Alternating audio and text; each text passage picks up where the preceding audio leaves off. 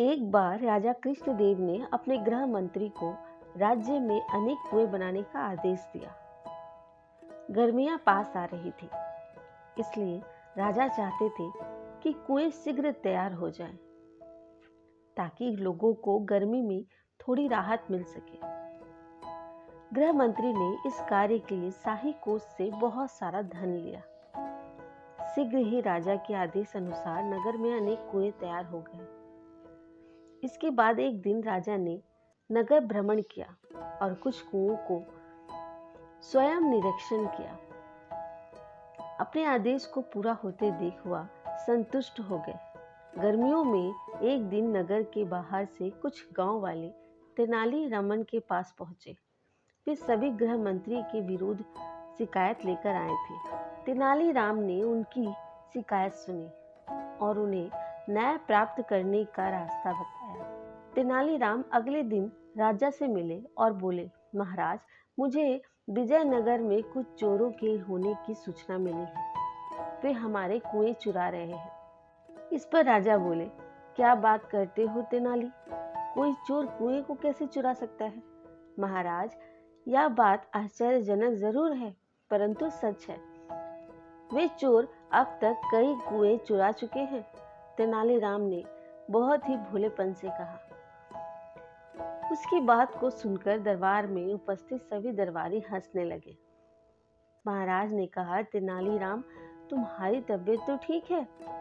आज कैसी बहकी बहकी बातें कर रहे हो? तुम्हारी बातों पर कोई भी व्यक्ति विश्वास नहीं कर सकता। महाराज, मैं जानता था कि आप मेरी बात पर विश्वास नहीं करेंगे। गांव वालों के साथ साथ लाया हूँ। वे सभी बाहर खड़े हैं। यदि आपको मुझ पर विश्वास नहीं तो उन्हें दरबार में बुलाकर पूछ लीजिए। वह आपको सारी बात विस्तार पूर्वक बता देंगे।